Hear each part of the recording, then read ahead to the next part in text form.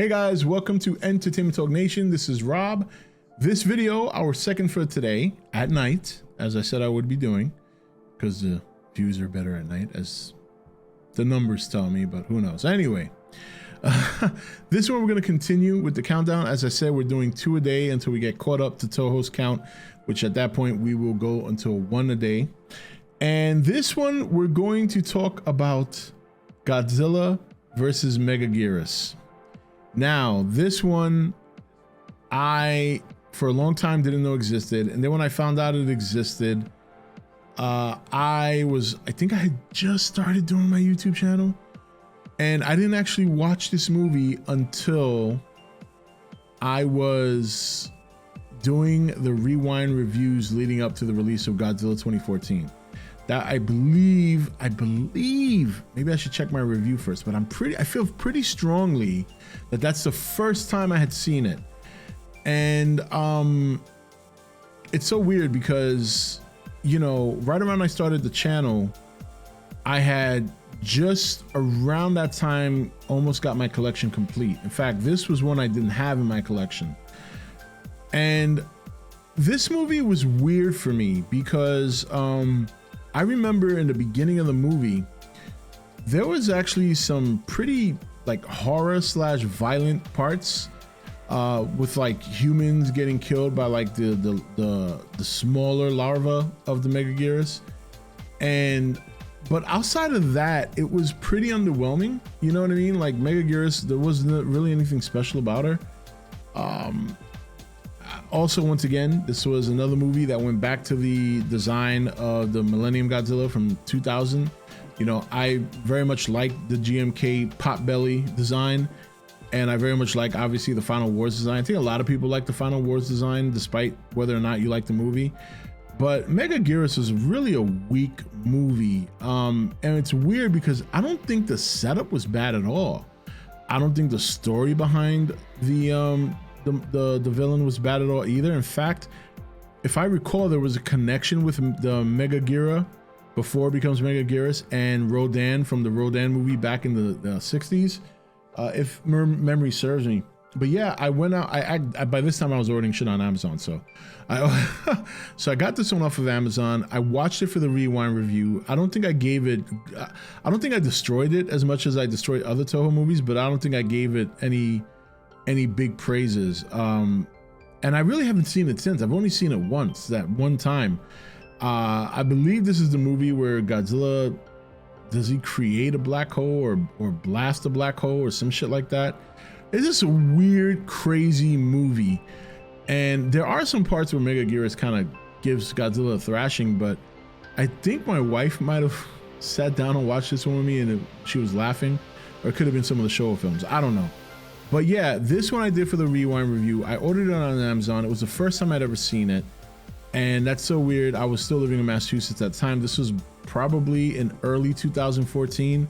I think I was doing these movies like once every other week or once a month. I know I had it timed so that by the time I got to the last movie, it was right around the time Godzilla 2014 was being released. So this had to be at the tail end of that rewind review. It definitely had to be at the tail end, because this is up until we got to the what's known as the Reiwa era or the Monsterverse era. This was one of the final ones. I think I only have 4 more reviews after this one. So pretty interesting. But yeah,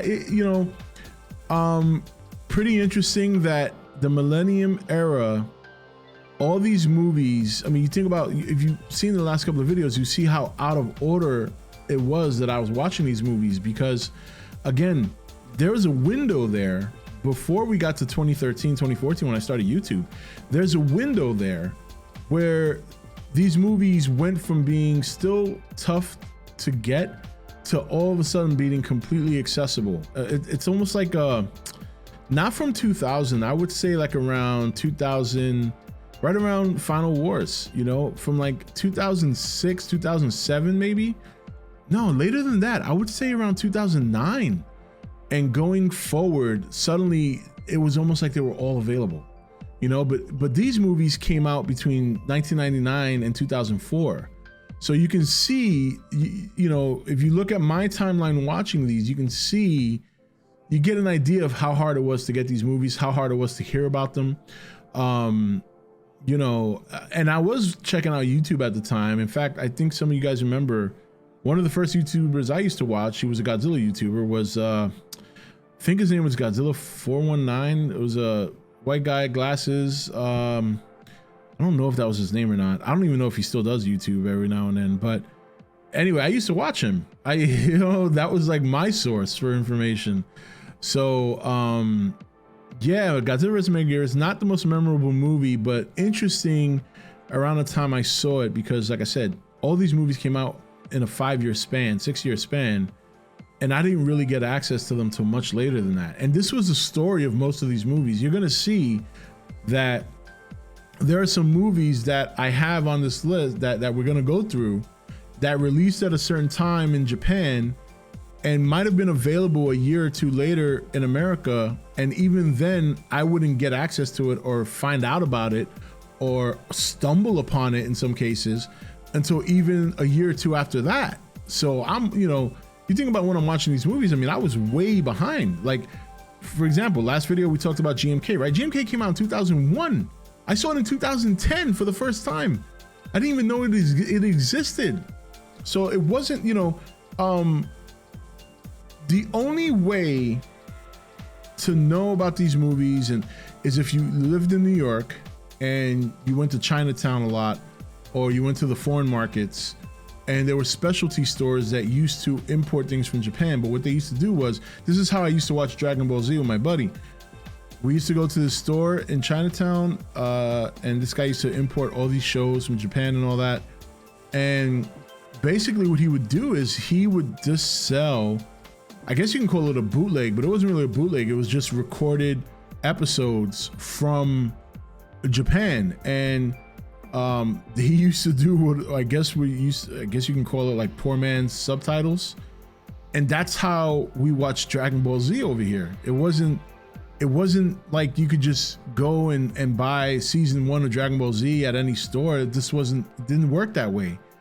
And the same was for a lot of these Godzilla movies. It wasn't until the late 90s that a lot of the late 90s that a lot of the Heisei Godzilla movies started being available over here, but they were available on VHS, because DVDs, I remember DVDs didn't come around until 98.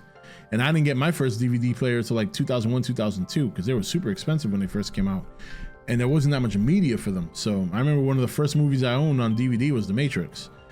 So as you can see, there's a long gap between, and you're gonna see this play out constantly, you know, going forward. But yeah, Godzilla vs. Megaguirus, first time I saw it was when the channel existed, was when I was doing my rewind review for the countdown of Godzilla 2014, which just gives a prime example of some of the memories of going through all these movies. I mean, as you can see already, even in the Millennium era, there are some pretty memorable moments, for better or for worse, where I have seen these movies. In fact, looking back at it now, coming to the end of the Millennium era, because tomorrow we're going to be doing Godzilla 2000 and Godzilla vs. Destroyer, you can see that I saw some of these movies for the first time during some pretty big moments in my life. You know, creating my first YouTube channel, sadly getting a divorce, you know, watching Shin Godzilla for the first time and what happened there, you know, so Godzilla Final Wars, you know, learning about it for the first time and realizing that there were other Godzilla movies out there,